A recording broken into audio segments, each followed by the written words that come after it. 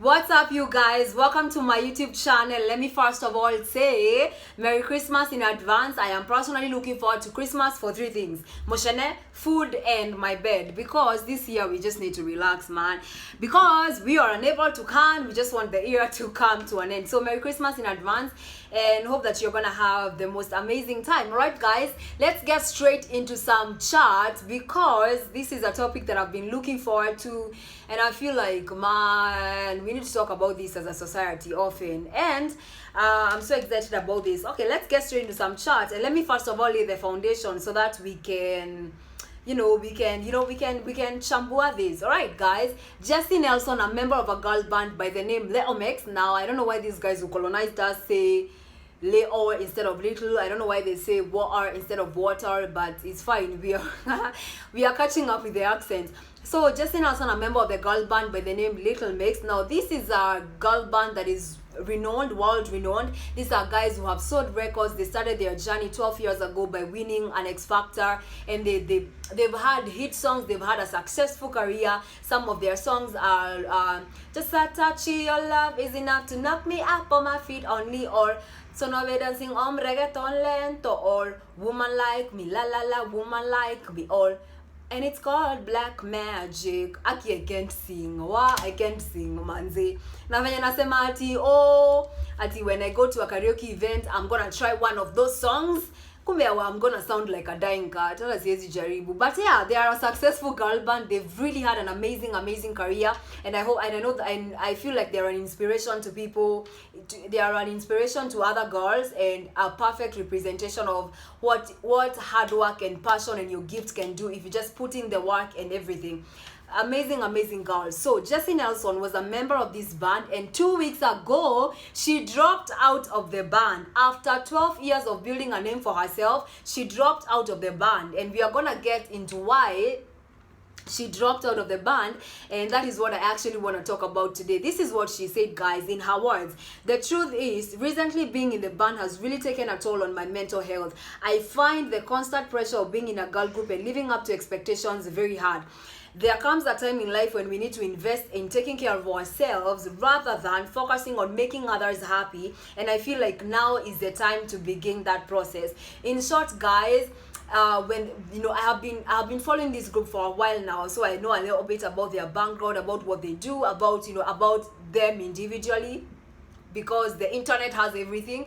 And Jessie Nelson started in the band, and people used to bully her a lot because her physical appearance was different from others in terms of her weight, and she just felt like people were just bullying her a lot. People were just like, the people didn't, I mean, watu walikuwa nambuli sana in terms of her weight. People just didn't like how people felt she didn't look like the other girls. She felt like she was the misfit of the group, and slowly pole pole too ikamu affect. She even did a documentary of Odd and Out, and she just felt like, man, being a part of this group, by the way, has affected my mental well-being. And 2 weeks ago, after a long time of building a friendship, building a career, building a name for herself, she decided, you know what, I'm gonna choose my mental health over this career. I'm gonna choose my mental health over my friendship with the girls, and she just dropped off the band 2 weeks ago for this reason, for what I read here.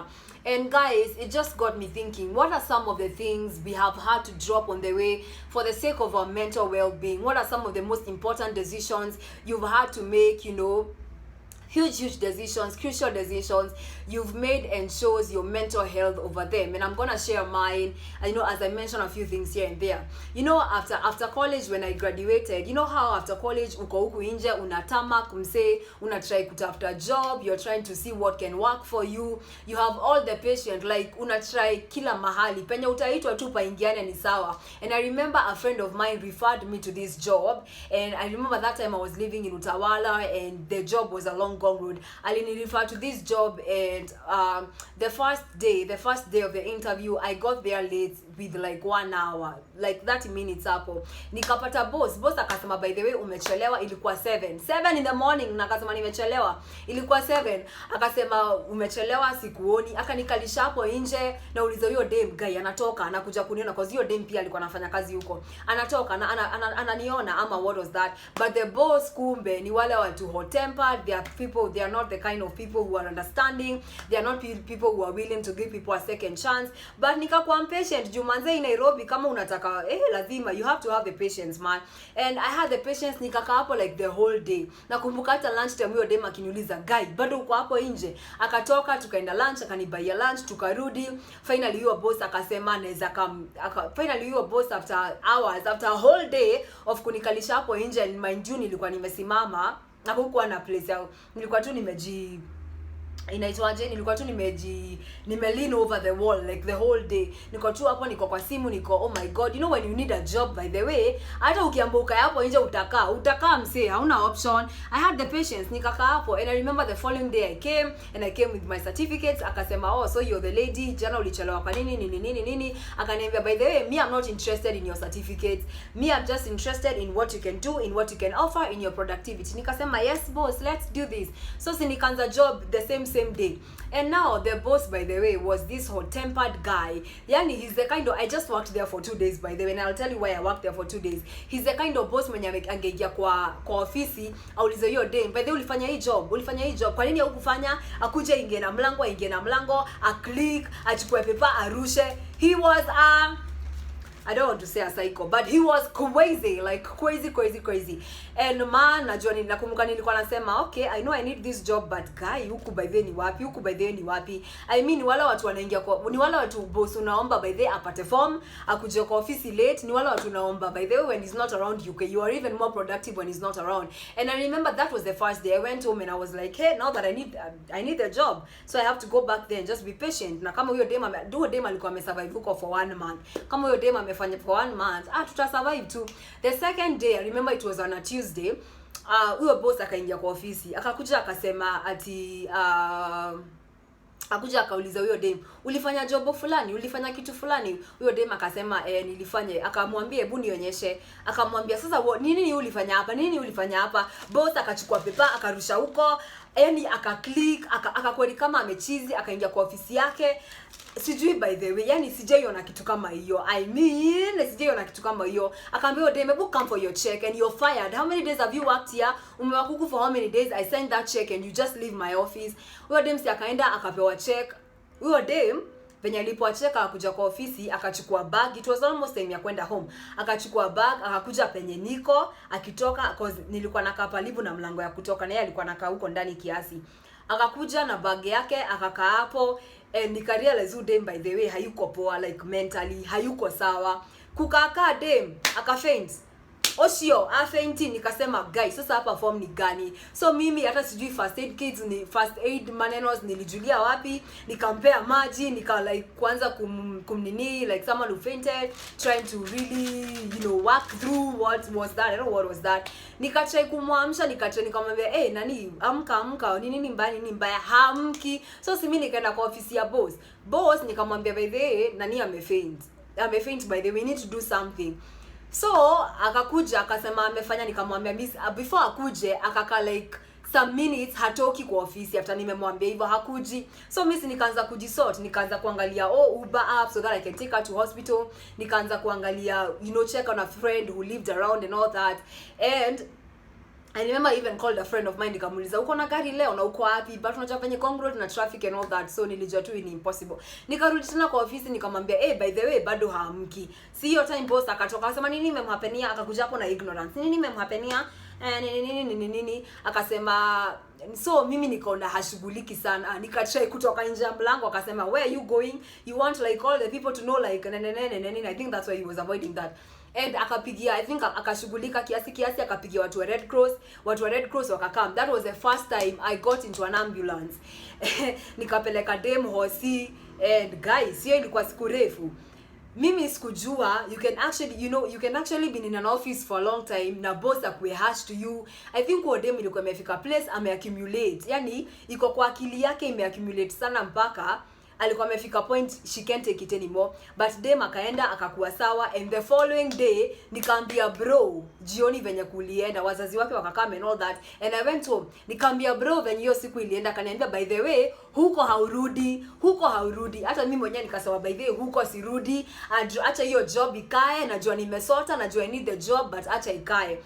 And I had to drop the job because of that, because of a boss who was like, a psycho. I had to drop the job. And I don't know what are some of the things that you've had to drop on the way. I know there are people, I don't know where you come from, but in our village, there are people when either their husbands passed away or their wives passed away, and you realize the change, wanaanza kukua better, wanaanza kunona, wakaeza kuset up biashara, yani makaji ya gutherema, you know, and their mental health just becomes better when you know.